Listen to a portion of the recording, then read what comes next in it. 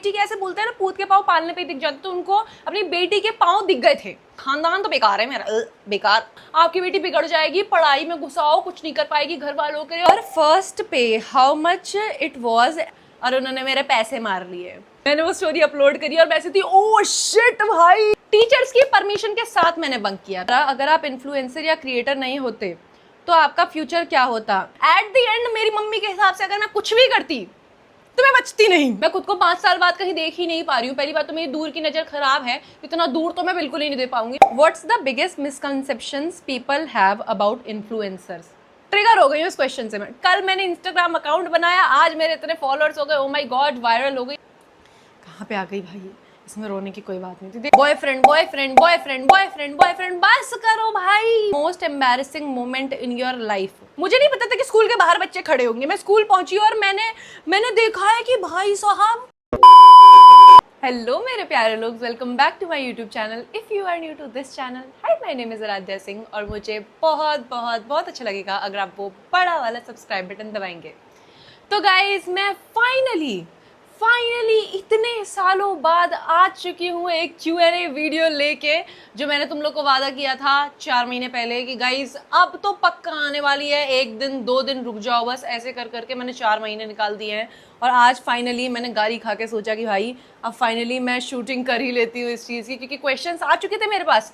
बस शूट करने का आलस था, जो तुम लोग को पता है मेरे अंदर कूट कूट के भरा हुआ है। तो गाइज, हम सीधे क्वेश्चन से स्टार्ट करते हैं, क्योंकि पता है मैंने ये वाली वीडियो कब से सोच रखी थी। मतलब मैंने ये वाली वीडियो सोच रखी थी कि जब मेरे 100 के होंगे ना, मैं उस टाइम पे सिल्वर बटन के साथ तुम लोग के ऐसे Q&A भी कर रही होंगी, क्योंकि मेरी फर्स्ट वीडियो Q&A थी, तो 100K पे भी Q&A होना चाहिए।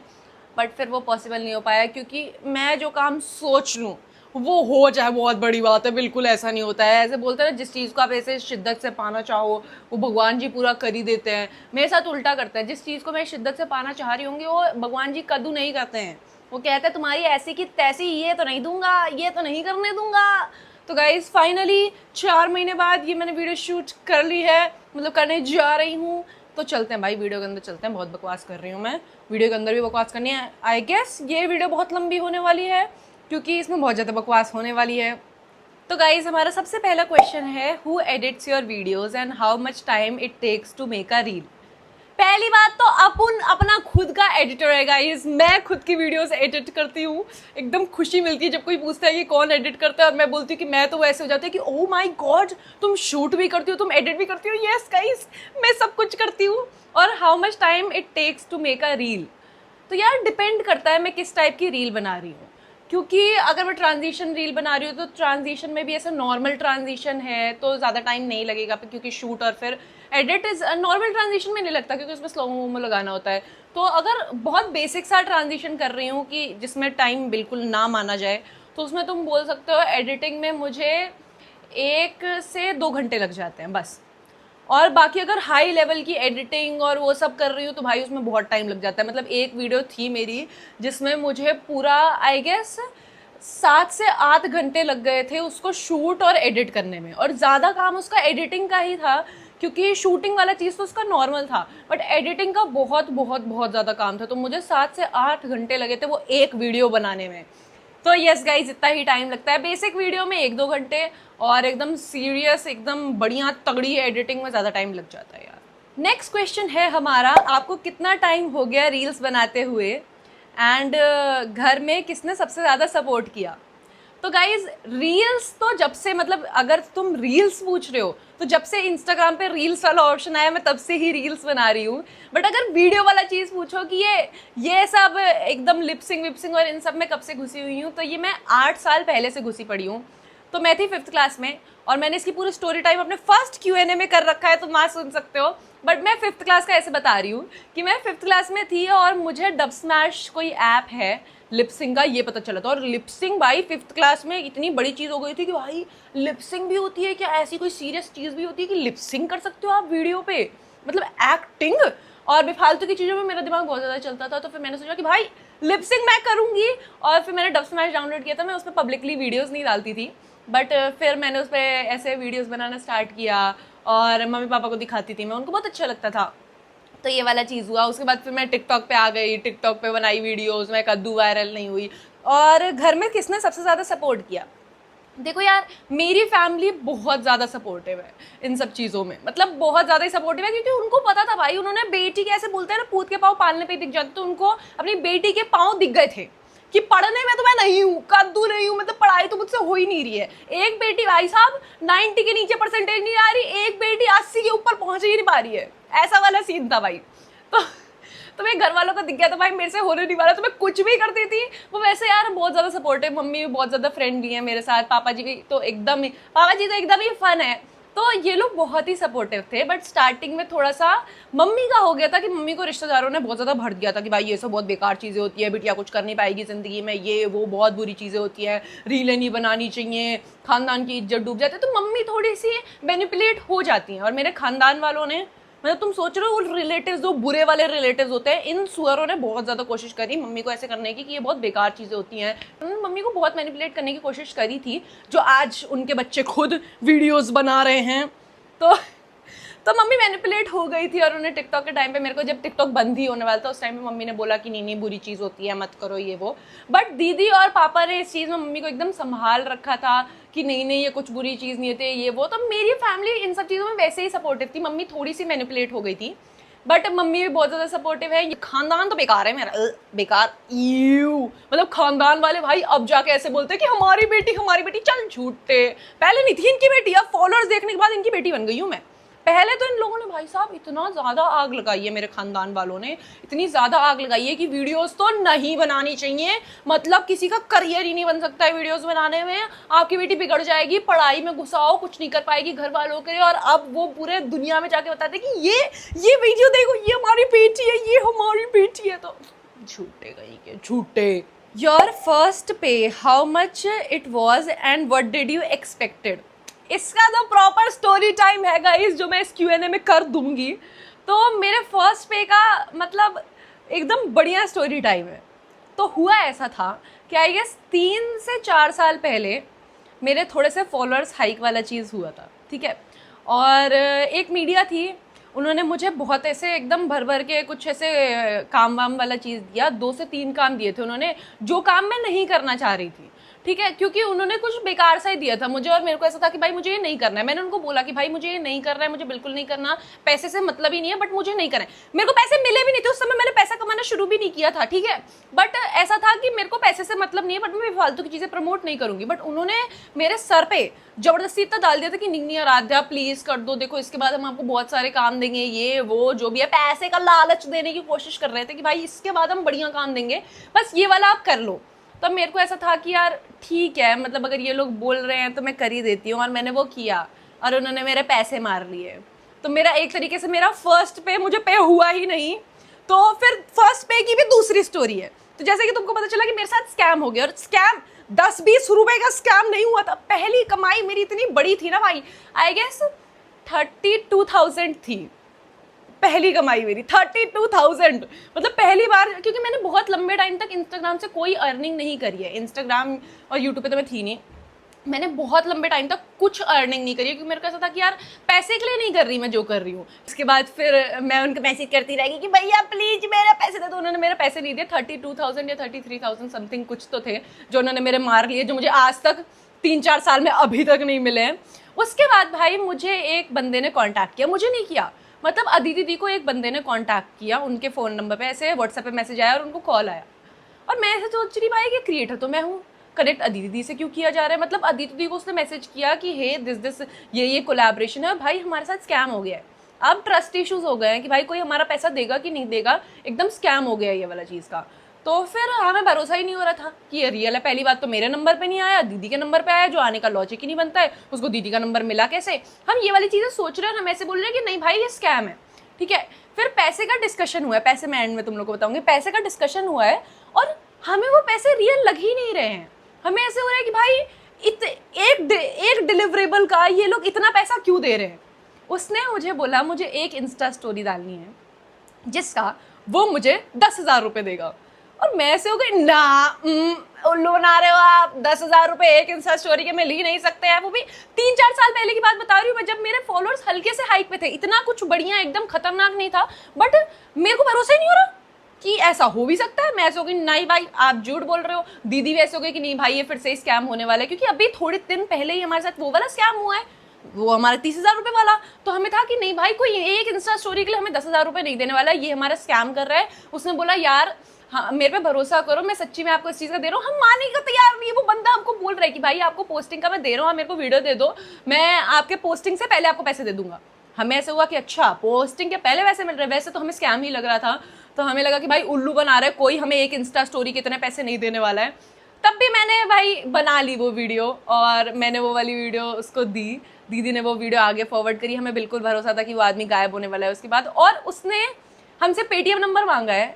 वीडियो पोस्ट होने से पहले उसने हमें 10,000 रुपये पेटीएम करे हैं, और 10,000 रुपये पेटीएम होने के बाद मैंने वो स्टोरी अपलोड करी और वैसे थी ओ शिट भाई पहली बार 10,000 रुपये, वो भी एक इंस्टा स्टोरी के। Is crazy bro, crazy. और इतना ज़्यादा मैं ऐसे हो गई थी कि शिट भाई ऐसा हो ही नहीं सकता, मतलब ये रियल है ही नहीं। और वो वाली चीज़ मेरे को बहुत टाइम तक ऐसे भरोसा नहीं हुआ था कि मैंने मेरी पहली कमाई 10,000 रुपीज़ थे, वो भी एक इंस्टा स्टोरी के। तो मैं एकदम क्रेजी हो गई थी गाइस। तो यस ये थी मेरी पहली कमाई, और एक्सपेक्टेड यही था कि मेरे साथ फिर से स्कैम होने वाला है, मेरा फिर से उल्लू बनने वाला है, मेरी ऐसी तैसी होने वाली है। बट गाइस स्कैम नहीं हुआ। बट उसके बाद भी मेरे साथ बहुत स्कैम हुए हैं। तो स्कैम होते ही रहते हैं मेरे साथ।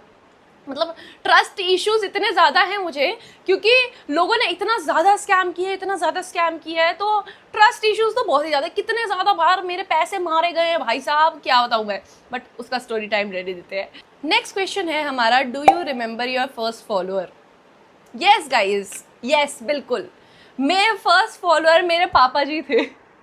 अब तुम बोलोगे आराध्या ये तो तुमने एकदम ट्रिक निकाल ली कि नहीं बताना तुमको, बट सच है गाइज, मेरे फर्स्ट फॉलोअर मेरे पापा जी ही थे, क्योंकि मेरा इंस्टा अकाउंट ही मेरे पापा जी ने बनाया था।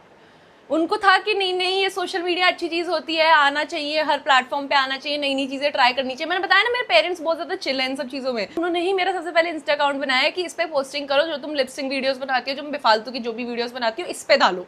और मेरे को पब्लिकली जाने वाला चीज़ ही मेरे पापा जी ने कराया था। तो मेरे फर्स्ट फॉलोअर मेरे पापा जी थे। और ऑब्वियसली किसी का कोई भी फर्स्ट फॉलोअर होता है वो घर वाला ही होता है, मम्मी पापा दीदी फ्रेंड्स ये सब होते हैं। तो मेरे पापा जी थे मेरे फर्स्ट फॉलोअर। पापा जी लव यू, हमेशा सपोर्ट करने के लिए लव यू पापा जी। नज़र नहीं लगाना है, टच वुड, नो नज़र गाइस, जो नज़र लगाए उस पर वापस नज़र चली जाए। Hey so what subject are you pursuing for graduation? And of course you are so pretty. Thank you so much cutie, आप मुझसे ज़्यादा प्रिटी। बट व्हाट सब्जेक्ट मैं परस्यू कर रही हूँ, पता नहीं क्यों कर रही हूँ, बट गाइस मैं पढ़ रही हूँ BA इंग्लिश ऑनर्स। इंग्लिश का ई भी नहीं आता है मुझे, बट इंग्लिश ऑनर्स कर रही हूँ ये सोच के कि ओ माय गॉड अब मेरी इंग्लिश एकदम बढ़िया हो जाएगी। अगर तुमको लगता है कि जो इंसान इंग्लिश ऑनर्स कर रहा है उसकी इंग्लिश एकदम तगड़ी होगी, तुमको बहुत गलत लगता है। क्योंकि भाई मैं तो कॉलेज गई और उन्होंने बताया कि इंग्लिश ऑनर्स अगर आप सोच रहे हैं कि आप यहाँ पे आके इंग्लिश सीखेंगे, तो ये इंग्लिश सीखने के लिए नहीं होता है, ये उन लोगों के लिए होता है जिनको इंग्लिश पहले से आती है, बट वो इंग्लिश को एकदम तगड़ा एकदम इंग्लिश वाली चीज़ें पढ़ना चाहते हैं। ऐसे थी शिट भाई, मैं तो इसी थिंकिंग से आई थी कि ओ माय गॉड अब मेरी इंग्लिश इतनी अच्छी हो जाएगी कि मज़ा ही आ जाएगा। पता नहीं भाई क्या क्या पढ़ा रहे हैं, नॉवल पढ़ा रहे हैं और किसी की रोमांटिक नॉवल पढ़ा रहे हैं, भाई क्या क्या पढ़ा रहे हैं मेरे को कद्दू समझ नहीं आता। प्लस मेरी टीचर जब पढ़ाती है वो इंग्लिश में समझा रही है। मतलब तुम बताओ मेरे को समझ कैसे आएगा? जब आप इंग्लिश वाला पैराग्राफ पढ़ के उसको इंग्लिश में ही समझा रहे हो तो मेरे सर के ऊपर से ही जाएगा ना। इंग्लिश तो मैं भी पढ़ सकती हूँ, बट उसको समझाना आपको हिंदी में पड़ेगा मेरे को। आप इंग्लिश को इंग्लिश में ही समझा रहे हो तो मेरे को समझ कैसे आएगा? पता नहीं यार क्या चल रहा है यार, मेरे को समझ नहीं आ रहा मैंने ये कोर्स क्यों किस लिए लिया है, बट मैंने ले लिया है। तो अब मैंने ले लिया है तो मैंने ले लिया। नेक्स्ट क्वेश्चन है हमारा, have you ever bunked a class and where you went if you bunked? तो गाइज मैं बहुत सिंसियर स्टूडेंट हूँ यार। देखो बंक करने का मेरे को ऐसे ज़रूरत नहीं पड़ा है। मेरे को ऐसा है कि मेरे मम्मी पापा इतने बढ़िया है कि वो लोग बोलते थे बेटा स्कूल की छुट्टी करो। क्या करना है जाके? इंसान बंक तब करता है जब या तो उसको मस्तीखोरी करनी होती है या तो फिर उसको स्कूल नहीं जाना होता है और उसको फिर मस्तीखोरी करनी होती है। मेरे मम्मी पापा बोलते थे बेटा अगर तुमको मस्तीखोरी करनी है तो दोस्तों को यहीं बुला लो।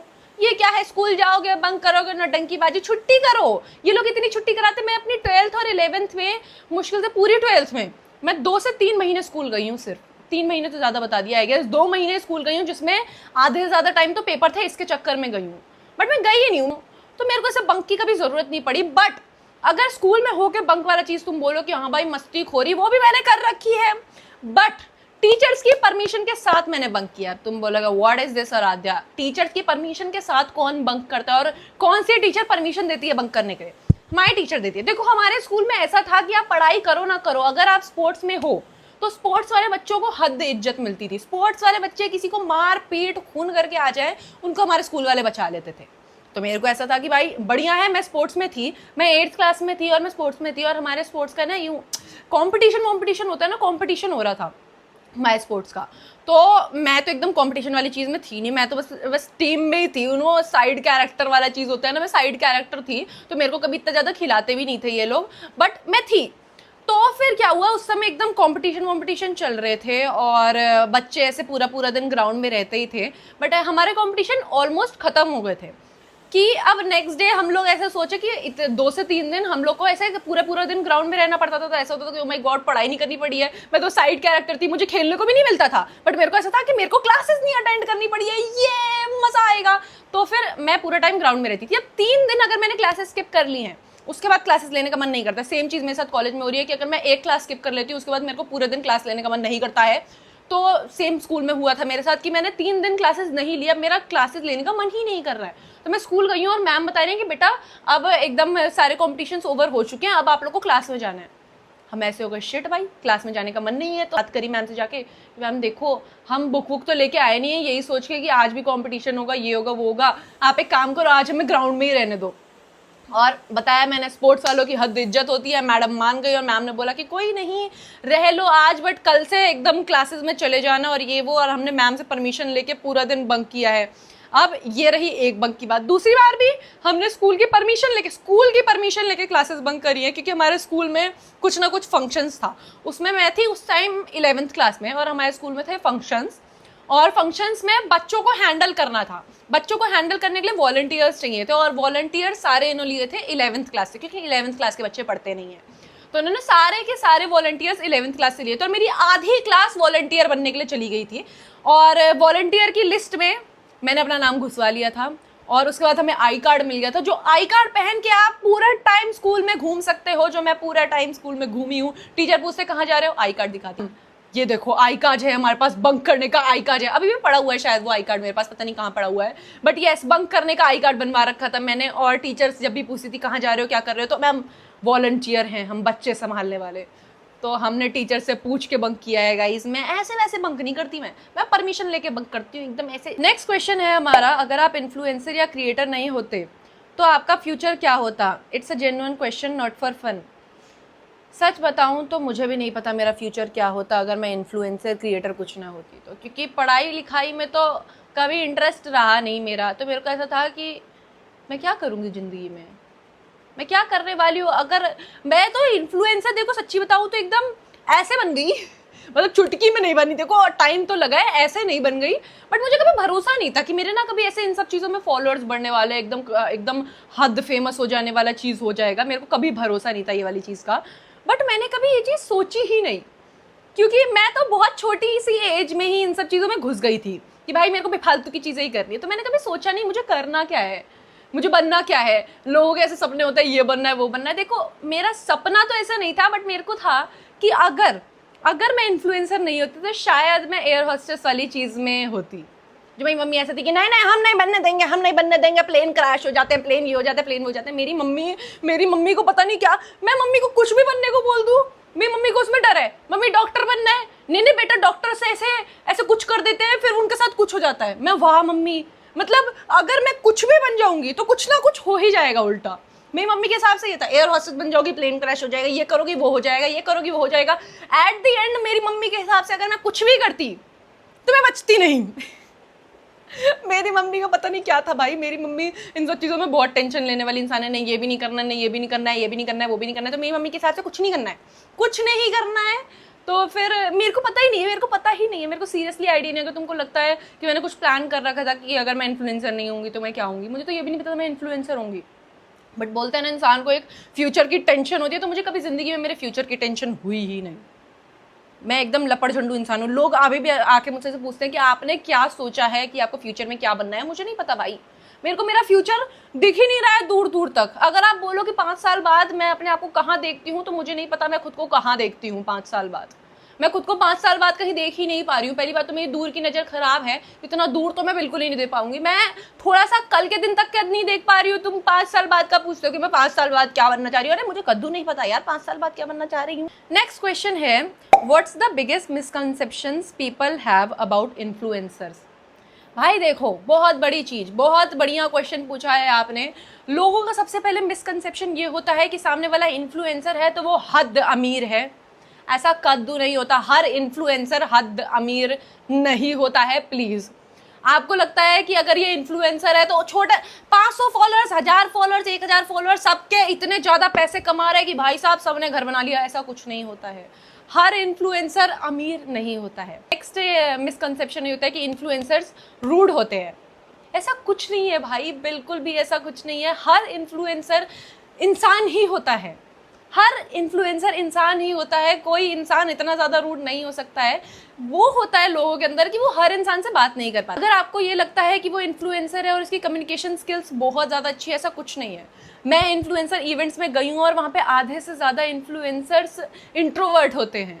वो कैमरे पे बोलने के लिए बहुत ज़्यादा बढ़िया, मैं भी कैमरे पे बोलने के लिए बहुत ज़्यादा बोल दूंगी, बट कोई सामने से आके बोले कैसे है, थैंक यू, इसके अलावा मेरा कुछ नहीं निकलता है। तो मोस्टली इन्फ्लुएंसर्स इंट्रोवर्ट होते हैं। उनकी कम्युनिकेशन स्किल्स ऐसे होती है कि अरे यार क्या बोलूँ यार, उनकी आदत ही कैमरे पे बात करने की होती है यार। तो अगर बहुत सारे लोगों को लगता है कि वो रूड होते हैं, वो अमीर होते हैं और उनकी कम्युनिकेशन स्किल्स बहुत ज़्यादा बेस्ट होती है, सबकी नहीं होती है, सबके साथ सेम चीज़ें नहीं होती। और रूड तो वो बिल्कुल नहीं होते। अगर आपको लगता है कि वो इन्फ्लुएंसर है, उनके पास फॉलोअर्स है, तो वो आपको चप्पल फेंक के भगा देंगे, तू क्या है, ऐसा कुछ नहीं होता। वो इंसान है, उनको भी पता है वो इंसान है। और मोस्टली इन्फ्लुएंसर्स मैंने देखा है कि वो बहुत बहुत बहुत ज़्यादा नाइस होते हैं। नेक्स्ट क्वेश्चन है, ट्रिगर हो गई हूँ इस क्वेश्चन से, मैं ट्रिगर हो गई हूँ, एकदम बढ़िया वाला ट्रिगर हो गई हूँ। फेमस कैसे हुए इतने जल्दी, इतने जल्दी?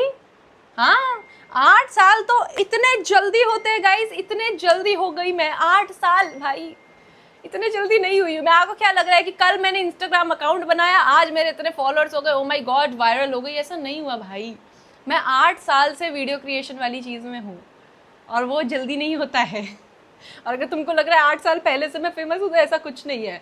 मुझे फॉलोअर्स की हाइक ही लॉकडाउन के थोड़े टाइम बाद मिली है, लॉकडाउन में भी नहीं मिले भाई। मैंने 4 से 5 साल इस चीज़ में घुसी रही हूँ कि भाई करूँगी, मैं कुछ भी करूँगी, मेरे को फॉलोअर से मतलब नहीं है, मेरे को किसी चीज़ से मतलब नहीं है, बस मुझे करना है क्योंकि मेरी खुशी है वीडियोज़ अपलोड करना। तो मैंने स्टार्ट किया था और 4 से 5 साल मैंने विदाउट फॉलोअर्स इस चीज़ में करा है। ऐसा जो आपको लगता है कि अगर आपको 2 दिन में फॉलोअर्स नहीं आए तो लोग डिमोटिवेट हो जाता है कि यार मेरे को 2 दिन में फॉलोअर्स नहीं आए यार, अब मेरे को नहीं करना वीडियो क्रिएशन, 2 दिन में फॉलोअर्स नहीं आते हैं यार।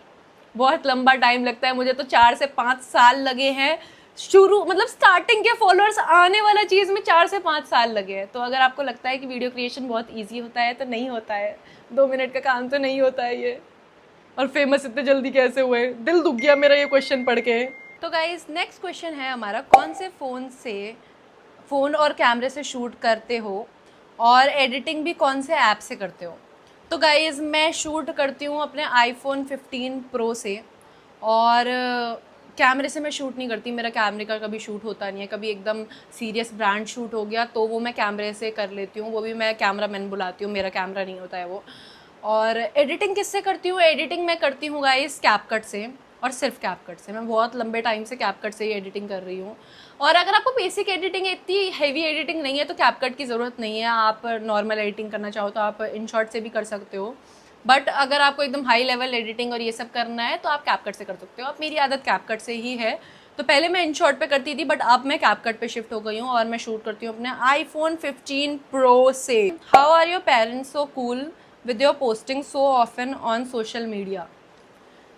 इसका जवाब मैं ऑलरेडी दे चुकी हूँ आई गेस, कि मेरे पेरेंट्स पिछले 8 साल से मुझे ये बकैतबाजी करते हुए देख रहे हैं, तो उनकी आदत हो गई है।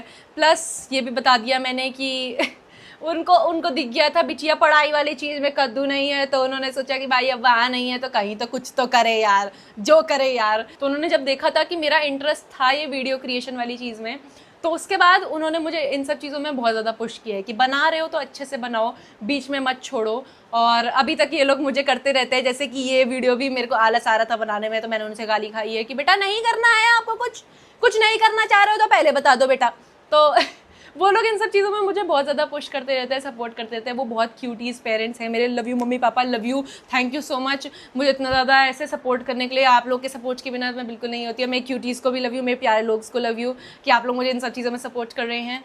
बट येस, मेरे पेरेंट्स बहुत ज़्यादा सपोर्टिव है, उनको नजर नहीं लगनी चाहिए गाइस। लव यू है मेरे मम्मी पापा को। नेक्स्ट क्वेश्चन है, how much do you love your प्यारे लोग्स। पता है ये सब क्वेश्चन आते हैं ना, मैं सीरियसली इन सब चीज़ों में ना बहुत ज़्यादा इमोशनल हो जाती हूँ, क्योंकि मैं डे 1 से वो वाली सारी चीज़ें ऐसे देखती हूँ और मुझे रियलाइज़ होता है कि तुम लोगों ने कहाँ पे आ गई भाई, इसमें रोने की कोई बात नहीं थी। देखा, मैं रोतुड़ू इंसान हूँ, मैं छोटी छोटी बातों पे ना इतनी ज़्यादा इमोशनल हो जाती हूँ, छोटी छोटी बातों पे इतनी ज़्यादा इमोशनल हो जाती हूँ। But guys, I love you all बहुत ज़्यादा। मतलब तुमको लगेगा कि हाँ ठीक है, सारे इन्फ्लुएंसर्स ये वाला चीज़ बोलते हैं, but I seriously love you all बहुत ज़्यादा, क्योंकि तुम लोग को नहीं पता है, बट तुम लोग मुझे बहुत बहुत I seriously love you guys बहुत ज़्यादा, क्योंकि तुम लोग मुझे कहाँ से कहाँ ले आए हो। जिस इंसान को कोई नहीं जानता था, आराध्या कौन है, मुझे इतना कुछ भावा भी नहीं मिलता था, बट तुम लोग हमेशा मेरे को इतना ज़्यादा सपोर्ट करते हो। आई डोंट केयर अबाउट कि कितने ज़्यादा फॉलोअर्स हैं। मुझे ये वाला चीज़ देख के इतना ज़्यादा अच्छा लगता है कि मेरे प्यारे लोग में इतने सारे लोग हैं जो मुझे आई गेस 3 से 4 साल से सपोर्ट कर रहे हैं, जब मेरे कुछ भी नहीं था तब से सपोर्ट कर रहे हैं। और ये वाला चीज़ देख के बहुत बहुत ज़्यादा अच्छा लगता है। तुम लोग, चाहे मेरे फॉलोअर्स बढ़ रहे हो, चाहे मेरे फॉलोअर्स घट रहे हो, कुछ भी हो रहा हो, तुम लोग इतना ज़्यादा सपोर्ट करते हो, मुझे आइडियाज़ देते रहते हो कि राधा ये में गिर रहे हैं फॉलोअर्स, आप ऐसे मत करो, ये वाली वीडियो शूट कर लो, ये वाला कर लो, हर चीज़ में सपोर्ट करना, मेरी इतनी ज़्यादा बकवास सुनना। आई सीरियसली लव मेरे प्यारे लोग बहुत बहुत बहुत ज़्यादा। थैंक यू सो मच हमेशा मुझे सपोर्ट करने के लिए। भाई मैं इन सब चीज़ों में इमोशनल हो जाती हूँ, क्योंकि मुझे ना स्टार्टिंग से याद आ जाता है कि यार मैं कुछ नहीं थी, कुछ नहीं वाली आराध्या को आज आप लोगों ने बहुत कुछ बना दिया है। उसके लिए thank you so much, thank you thank you thank you so much. तुम लोग को लगेगा बहुत नॉर्मल चीज़ है, बट मेरे लिए मैं हमेशा इतनी ज़्यादा ग्रेटफुल हूँ, बहुत ज़्यादा ग्रेटफुल हूँ कि तुम लोग मुझे हमेशा से इतना ज़्यादा प्यार देते आए हो, इतना ज़्यादा सपोर्ट करते आए हो।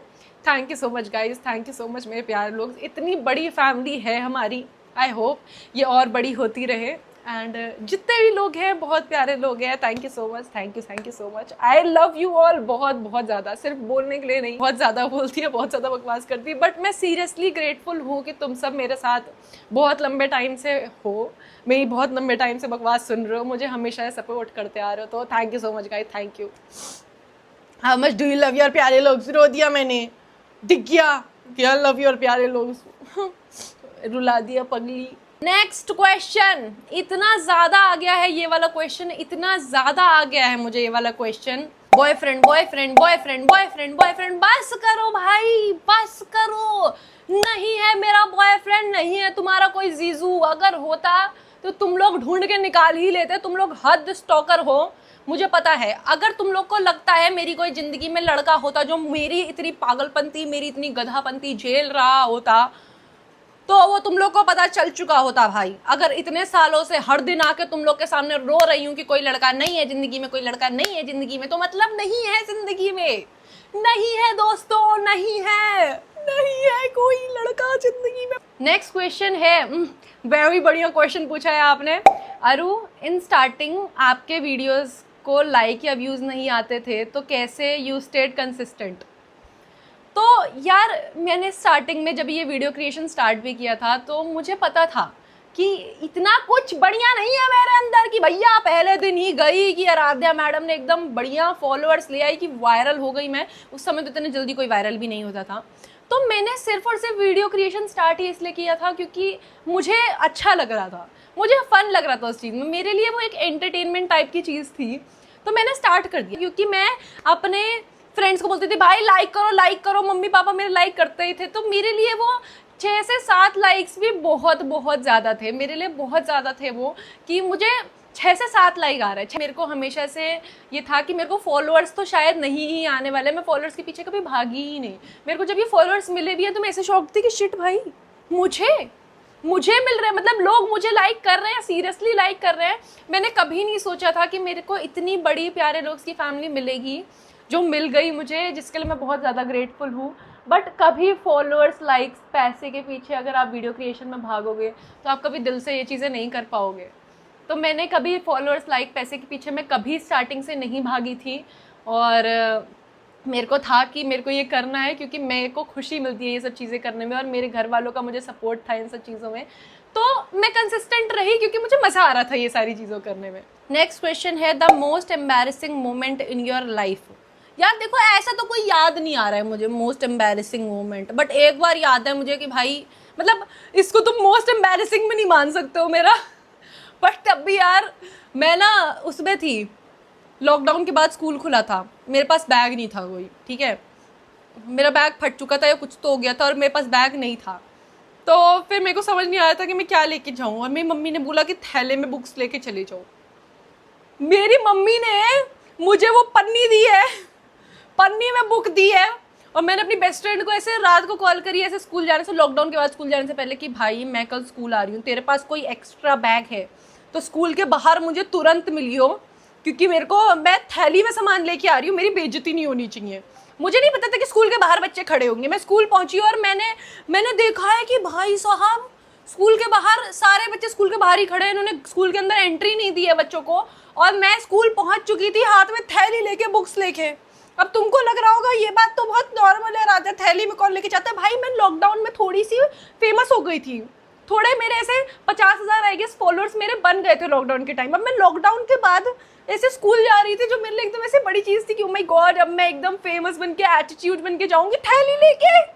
मेरे हाथ में थैली थी गाइस, मैं वो थैली लेके गई हूँ और सबने देख लिया मेरी तरफ कि ये क्या कर रही है। मैं अपनी बेस्ट फ्रेंड के पास गई, भाई बैग निकाल मुझे इसमें डालना है। और वो मेरे लिए सीरियसली बहुत एम्बैरेसिंग मोमेंट था। तुमको अगर वो फनी लग रहा है तो नहीं, मेरे लिए बहुत एम्बैरेसिंग था, क्योंकि सबने मेरे को थैली में बुक्स लाते हुए देखा है, उसके बाद एकदम पैनिक करते हुए देखा है कि भाई बैग निकाल मुझे उसमें डालना है। और उस समय मैं 2 रुपए की फेमस इंसान थी, 2 रुपए की इज्जत भी थी, लोगों ने देख के बोला होगा कि भाई ये क्या कर रही है, ये आराध्या, ये वही वाली आराध्या है। तो भाई मेरी बेइज्जती हुई थी, ठीक है। मोस्ट एम्बैरेसिंग मोमेंट में इसको तुम लिस्ट में डाल सकते हो, क्योंकि ये बेइज्जती वाली बात थी मेरे लिए। तो गाइज इसके बाद मुझे इसके तो बहुत ज़्यादा क्वेश्चन आए हैं कि मेरे को कॉलेज क्या मिला है। भाई तुम्हें डीयू में कॉलेज क्या मिला है, डीयू करे जा रही है, कॉलेज क्या मिला है, कॉलेज बता दे। तो गाइज मैं देखो तुम लोग अपना कॉलेज बता देती, पर पहली बात तो वो बताने लायक कॉलेज नहीं है। दूसरी बात कि अगर वो बताने लायक कॉलेज होता भी, मतलब इतना भी बुरा नहीं है, बट अगर वो बताने लायक होता भी तो भी मैं नहीं बता सकती थी, क्योंकि यार देखो तुम लोग बहुत प्यारे लोग हो, तुम लोग बहुत ज़्यादा नाइस हो, बट कुछ लपड़ झंडूस तुम प्यारे लोग में ऐसे घुस के, ऐसे वो बोलते हैं ना लोमड़ी वाले, वो ऐसे घुस जाते हैं। फिर ये लोग मेरा कॉलेज पता करके ना मेरे कॉलेज के बाहर खड़े हो जाएंगे कि हम तो आराध्या से मिलेंगे, आराध्या। भाई अच्छे लोगों से मिलना है मुझे, मेरे प्यारे लोग मुझे हर दिन, ऐसे मैं कॉलेज जाती रहती हूँ, कोई ना कोई मिल ही जाता है मुझे, मेट्रो में मिलता है, मेरे को बहुत ज़्यादा अच्छा लगता है। बट कुछ लोग अच्छे नहीं होते हैं, दुनिया में हर इंसान अच्छा नहीं होता है। और अगर मैंने अपना कॉलेज रिवील कर दिया तो कुछ लोग तो मजे लेने भी आ जाएंगे कॉलेज के बाहर कि हम तो आराध्या को देंगे। तो इससे बेटर है कि मैं अपना कॉलेज ना बताऊँ। तो मैं अपने सेफ्टी कंसर्न के चक्कर में अपना कॉलेज नहीं बताती हूँ। और अगर किसी को भी मेरा कॉलेज पता है तो प्लीज़ मेरा कॉलेज ना बताएं लोगों को। मैं बहुत ज़्यादा ट्राई कर रही हूँ कि मुझे 3 साल एक ही कॉलेज में रहना है, और मैं बहुत ज़्यादा ट्राई कर रही हूँ कि मैं वो 3 साल थोड़ा आराम से निकाल पाऊँ। दी as you are a good influencer, तो आप कॉलेज में गए तो आपको कुछ स्पेशल फील हुआ, लाइक इंटरेक्शन।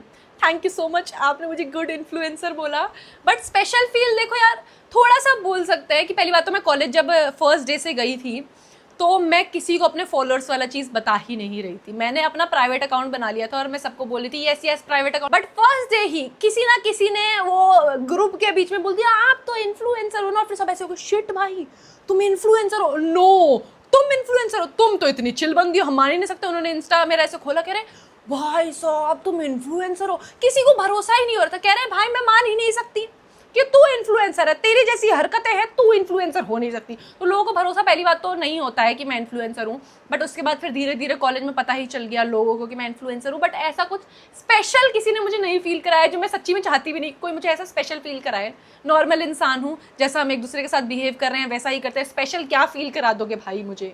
बहुत प्यारे कॉलेज वाले मिल गए हैं मुझे, नज़र नहीं लगाना, बहुत नाइस लोग मिल गए हैं मुझे। बेफालतू के लोग मुझसे आके इंटरेक्शन नहीं करते हैं, क्योंकि उन लोग को डर लगता है कि मैं एटीट्यूड वाली हूँ। तो अच्छी बात है, तुमको लगना चाहिए मैं एटीट्यूड वाली हूँ, ताकि मेरे से कोई बेफालतू के लोग ना आए। जो अच्छे लोग आते हैं उनको पता है कि भाई क्या ही एटीट्यूड दिखा देगी, तो अच्छे लोग आके मुझसे बात कर लेते हैं।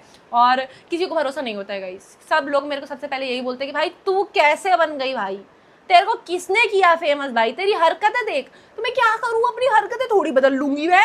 Guys I think that was it. मैंने सारे क्वेश्चंस का तुम लोग को जवाब दे ही दिया है, और अगर किसी के क्वेश्चंस रह गए जिनका मैंने जवाब नहीं दिया है तो I am really sorry guys. बहुत ज़्यादा क्वेश्चंस आते हैं तो मैं सबके जवाब तो नहीं दे पाऊंगी, बट अगर आपका कोई सीरियस क्वेश्चन है तो आप कमेंट सेक्शन में डाल सकते हैं, मैं उसका जवाब दे दूंगी। तो अगर मैं आपका जवाब नहीं दे पाई हूँ तो I am really very sorry.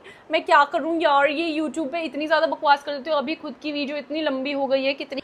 और दैट वाज इट गाइज। और आप लोग चाहें तो मेरी तारीफ़ कर सकते हैं कमेंट सेक्शन में कि मैं कितनी बढ़िया लग रही हूँ, क्योंकि मैंने एकदम एस्थेटिक व्यू बनाया है कि भाई खिड़की के पास बैठी हूँ नीचे बेड पे, कि भाई लगनी चाहिए बढ़िया। तो आप लोग कमेंट सेक्शन में मेरी तारीफ भी कर सकते हैं कि राध्या क्या ब्यूटीफुल लग रही हो आप। कर दी मैंने बकवास, कर दी मैंने ओवर एक्टिंग, यार माफ़ कर दिया करो मुझे। मेरे अंदर दिमाग में यहाँ पे दिक्कत है, मैं हरकतें करने ही लगती हूँ। मैं कोशिश करती हूँ कि भाई अब मैं शरीफ बनूंगी, बट मैं शरीफ नहीं बन पा रही हूँ, तो तुम लोग को ऐसे ही झेलना पड़ेगा। तुम लोग इतने समय से झेल भी रहे हो, और आधे से ज़्यादा लोग ऐसे नए नए फॉलोअर्स आते हैं, वो बोलते हैं ये पागल क्यों है। भाई तुमको पता ही नहीं है, मैं बचपन से पागल हूँ, ये लोग कब से झेल रहे हैं मुझे, मैं पागल ही हूँ। तो अगर आप न्यू फॉलोअर हैं तो welcome to the club guys, पागल क्लब, क्योंकि मैं पागल हूँ तो तुम लोग को मेरी क्रैक हेड हरकतें झेलनी ही पड़ेगी। तो love you guys, thank you so much and bye bye, thank you so much for watching.